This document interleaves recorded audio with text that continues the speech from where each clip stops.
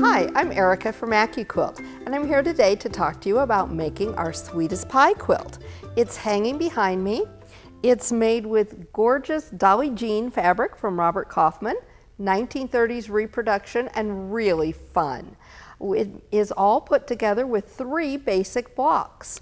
You can see we've got this one, and then number 3 is going to be our sashing.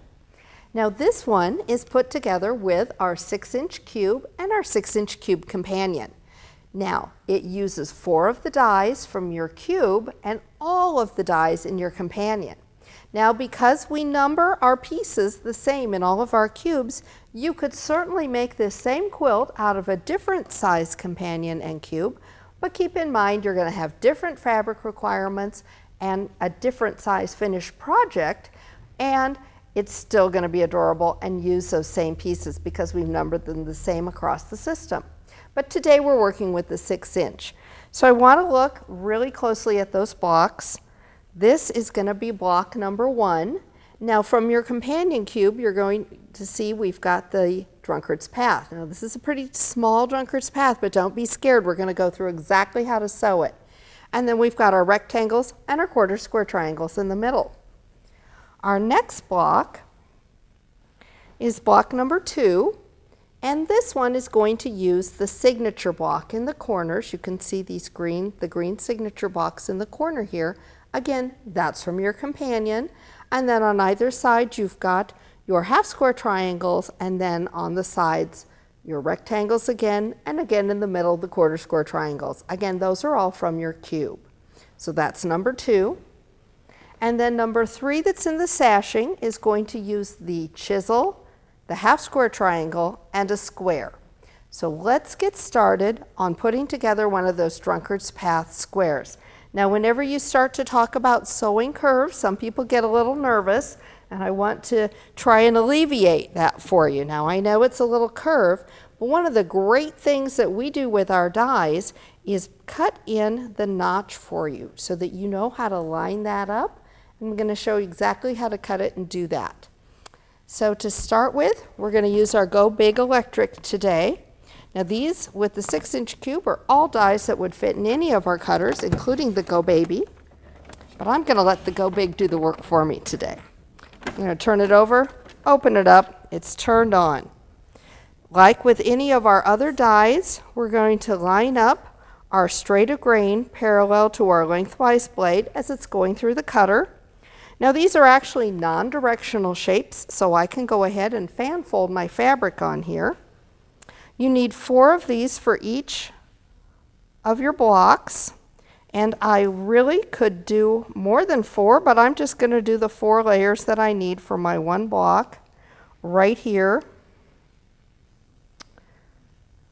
and pop a mat on it. And just for fun, I'm going to show you how we can cut 2 dies at once. So we've got this one all ready to go. I'm going to go ahead and get the other part of the drunkard's path lined up. And again, it's got our notch here, so we're going to be ready to line up. We're going to go ahead. I'm going to fan fold. Again, we're not directional on this, so it's okay. We can do this fan folding really easily.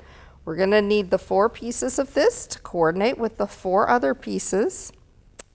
I'm going to pop my mat on here. And because we've got our Go Big, I can do more than 1 die at a time. I can go ahead, start one, go ahead, get the other one started. They're both going to sit there and wait for me until I'm ready for them. Go ahead, take those off. I've got my center sections. I've got my little concave sections, or some people call this the smile section. So you've got your smile, and you're always going to want to line this up with your smile on top. It's going to be the easiest way for you to sew. So what I'm going to do is put my right sides together with my smile on top, and I'm going to line up my notch right there, and this is the one time I'm going to grab some pins. I'm pretty much a pinner. I don't do it all the time, but I do when I'm sewing curves. Now with this, I'm going to go ahead, put one at either end and one in the middle. And you know what? I always start with the one in the middle first. Matter of habit, I suppose. Okay, I'm going to go ahead and do the other end. And don't be afraid of this, even though it's small, it's going to ease in really nicely for you. Now I'm using a 1/4 inch foot, but you wouldn't have to have that here. Know where your 1/4 inch seam allowance is to get started.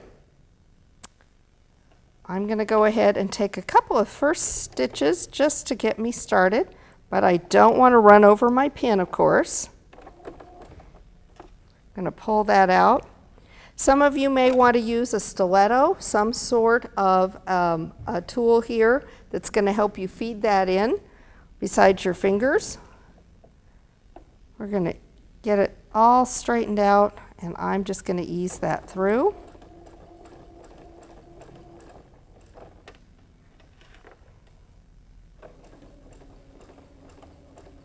Again, it's going to stop. I'm going to stop short of that pin so that I can go ahead and get that out of there and be ready to ease through the next section of this. Again, I like to kind of line it up and let it go. And when you get closer to the end is sometimes where that stiletto can really come in handy for you, just to make sure once you remove that pin that you're all lined up. I'm going to go ahead, pull that out.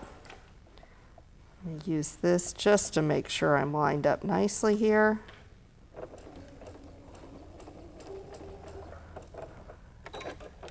And we're done.